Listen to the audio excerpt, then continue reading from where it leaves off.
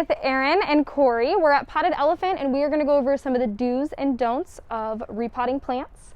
Both Cory and Erin use joyful dirt on their plants at home, and you can also purchase joyful dirt here at Potted Elephant.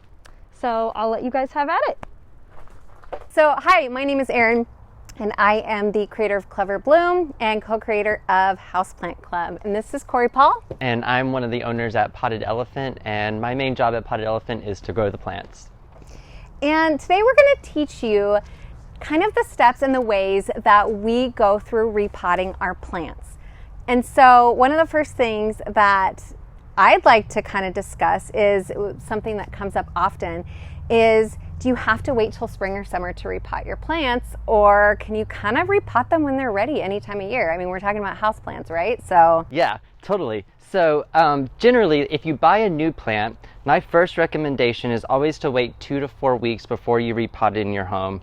First thing you should do, which Erin actually taught me, is isolation. You should have a place in your house where you can bring a new plant so you can observe it, to watch for pests, to make sure that it's acclimating correctly, and that way you can also get eyes on it a little bit more rather than putting it in with all the other plants. We all know what quarantine's like, right? Yeah, we totally know how to do quarantine by now. So quarantine the plants. Quarantine the plant. And then after a couple of weeks, once you buy a new plant, or let's say you've had a plant for a little while in your home, you want to make sure you want to repot it. Well, one thing to check for is roots, right? So look at that. Dang. Yeah, talk about root porn. And so you can actually see the fibrous roots pretty much circling the pot, and that is a really good indication of when the plant wants to get into a bigger pot. Another indication without pulling it out of the pot is the plant would probably wilt a bunch, because it's not able to actually absorb a bunch of water, because the water's just running right through and it dries out super quickly because it has lots of roots to soak up the water. You may also see roots starting to grow out of the bottom drainage holes. And if you're bad like me, sometimes you see them actually growing out the top, which is, and actually you can see that in this, and, yeah. And oftentimes plants are in nursery pots for a while, and so, but waiting a couple weeks, making sure you're quarantining them is a really good first step. Right. The next thing to think about is what you're potting into and the potting medium. And so we today have terracotta pots. It's my preference. They're my favorite. Me too. They dry out really quickly. They come in all shapes and sizes, textures. There's a lot of fun ones out there. And there's even like stone ones and a few other color palettes that you can use. And I do feel like too, it's a really good starter because they're inexpensive. Yeah. Usually. Yeah, this was just a couple of bucks. And I also like, especially, I mean, we are in the Pacific Northwest. Some other areas may dry out a little bit more, even in the winter time, because we're using our heaters and things like that. They may dry out a little bit more, but I find it the easiest to monitor in a terracotta pot. I feel like sometimes with plastic pots or other materials, it's just really hard to tell. Or even like a lot of times you get a ceramic pot that has like a glaze on the inside. The water isn't seeping through as much, and it's just really, really hard to tell what's going on. In fact, there's not even a plant in here, and you can tell that there was something in here because it's starting to pull the moisture out from the inside. So I think it's easier to monitor in these. They're definitely our favorite. Absolutely. And then the other thing would be potting medium. Today we have basically Potted Elephant's blend that we use on pretty much everything. And this is 50% peat moss and 50% pumice. Pumice is a volcanic rock that is naturally occurring. The other equivalent to pumice would be perlite. Perlite is volcanic stone that's been heated up and it's been puffed up. And these cause for well-draining soil. That's what we go for, especially in the PNW. We want plants that are the water's going to run right through the soil, so the peat moss will hold on to the moisture, and the pumice is going to make sure that it drains really well. You might go a little chunkier on something tropical, so you could add in like coconut, orchid bark. Orchid bark, yeah. Or more pumice or perlite if you have a succulent, maybe a little sand or rock. And you could go a little heavier on the peat moss with tropicals too that love to be wet. Yeah. I definitely tend to create a different kind of mix for each plant. I do have bags of everything kind of, and I just kind of combine as I get a new plant. So, for example, we have this jade here, which if it comes out like this, it needs to be repotted, right? Yeah. But one of the things is, for me, the jades don't have to be watered too often. Correct. And so I like to do something like Cory said that had a little bit more of the pumice or even like the vermiculite or something that's a little bit more well draining. I might go a little less on the peat on a succulent type of a plant. And one thing I forgot to mention that's very important in all your pots is the drainage hole. All your pots need holes. If you're buying a pot that doesn't have a hole, the best thing to do is to drill one in, which is really possible, but I'd always look for a pot that has a hole because you want somewhere for the water to escape. Otherwise, it's a cache pot and it doesn't work the same. Which is when you put like a pot that does have drainage into a pot that doesn't. Now, you can also, if you find one that you love, that you have to have, you can always drill a hole in it, and you can use like Cory Paul said, you can use a diamond drill bit to do that, and that's pretty easy. Yeah, there's lots of videos out there. Use a little water and a diamond drill bit and it comes on out. Okay, so potting. My favorite thing to do is get messy, and you want to find a plant that goes with your pot. So pot size, you go gently, just slightly bigger. So if you see here, the plastic pot is fitting inside, and volume-wise, the terracotta is much bigger.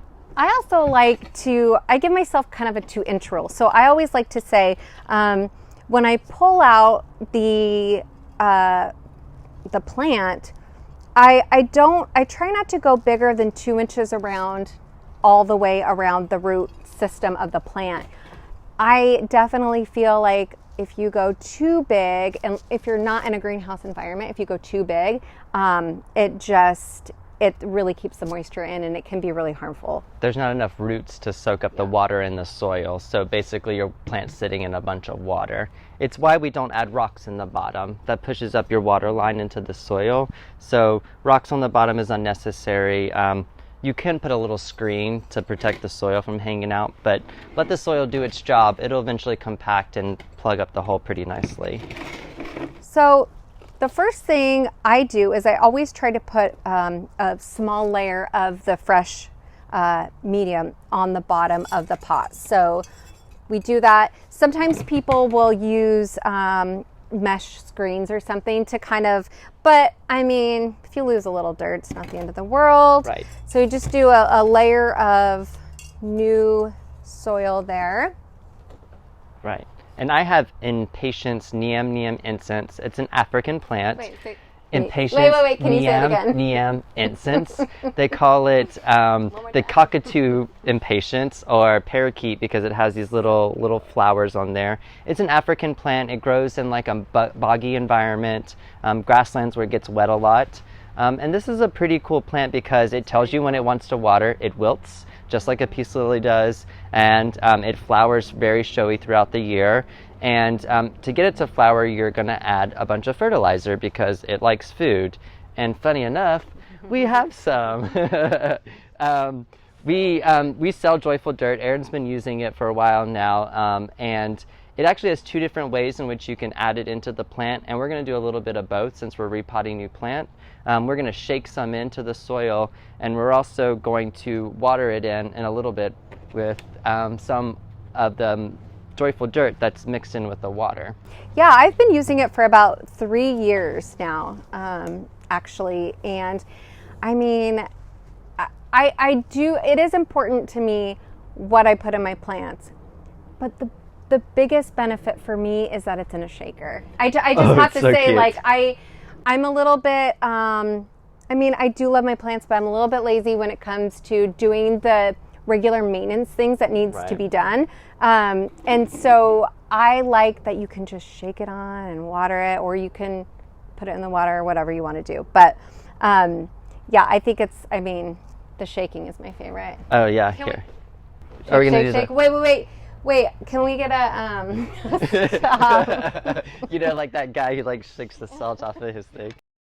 Boomerang, boomerang. Okay. There you go. So you do it at that point. It's interesting. I always do it on the top when I'm done. Oh, yeah. Yeah, but you could do both. I like to put it in there so that because that's where the roots are. Yeah, and it'll break down a little faster God, too you're at brilliant. the roots. I knew I loved you for some reason. Okay, so what we're going to do is we are actually going to help out the roots a little bit. We're going to sort of massage we're not going to do it too hard, but we're going to massage sort of the soil that just kind of readily comes off. Yeah, and basically you want to prevent the roots that are circling from continue to circle because you want them to spread out, not to continue to wrap around. So I'm just like finding the ends and like loosening them a little bit. You can definitely see it on those impatiens near the ends, and that'll just help them root out. I know it's my favorite thing to say. I can't. Okay.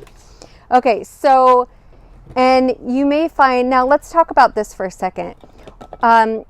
What do you suggest if someone brings, because you know we've all done it, we've bought a plant from a local plant shop or you know wherever, and we get it home and we're doing this and we see some potential root rot or some roots that are black or brown or mushy. What is the best thing to do when we see that? Do we want to cut it off? Do we want to? Yeah, if it's brown or mushy and it has like you need to trim it up, I would trim it up and use sharp clippers to trim off anything that's dead. Yeah, just make sure they're clean and cool.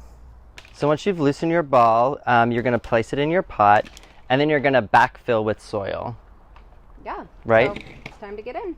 So this is where I find it very important to not pack the soil in. Mm-hmm. You want to like lightly throw it in and let it settle. And when you water the plant, the water will do its job by settling the soil and the pumice and making it feel very even.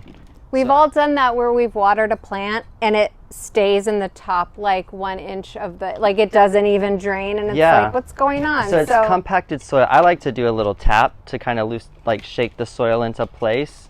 And then you're right, you always want a little bit of a lip at the top so there's a place for the water to pool before it goes down. Yeah. It shouldn't be mounding up over the pot. You just want like a slight like 1/2 inch to 1 inch in the pot. A lot of pots kind of show you the rim anyways, and you always want to keep the soil line below that. Yeah. One thing I like to do too, depending on what type of pot you're using, if you're using a really cool like handmade ceramic pot or something like that, oftentimes I'll kind of move the plant around in the pot to see where I think like the best side is with the best side of the pot, and you can kind of move things around like that. Now, you did some shaking earlier on, but what I like to do, is this the one you open? Yep. What I like to do is I actually do some, let me do my shaking. I like to do some shaking on the top of the joyful dirt, and that also allows me to kind of remember that I did it.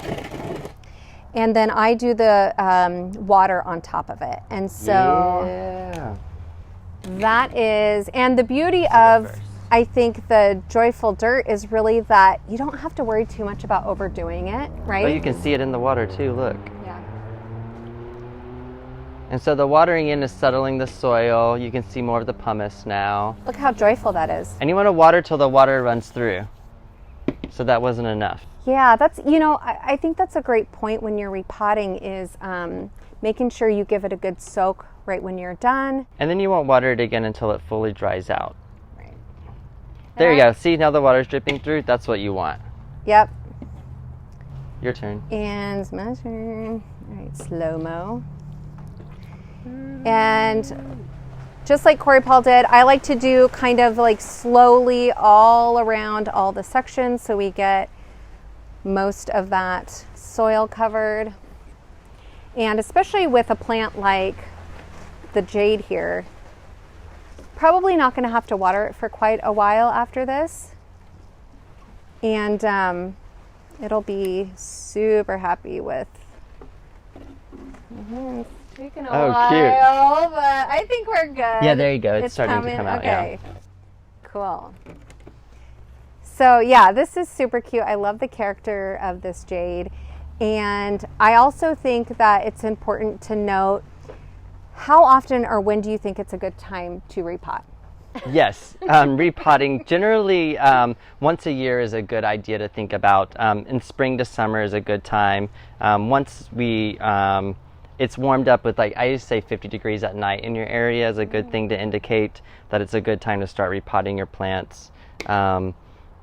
And once a year is usually a good time to freshen up the soil, add some fertilizer, and make them happy. Another good thing you can do, oftentimes, you repot a plant and maybe it's a slower grower. Maybe you don't have to repot it every single year. Another thing you can do is take some either fertilizer or fresh soil and just do like a top off. Yeah. And keep it in the same pot. And I think that's a good idea for some of the slower growing plants as well. Totally. So, well, thank you so much for joining us today. We're so excited to help you through your planting journey. Yeah, and as always, feel free to reach out on social media if you're with your questions, and photos always help when you ask questions. We're just a DM away. That's cute.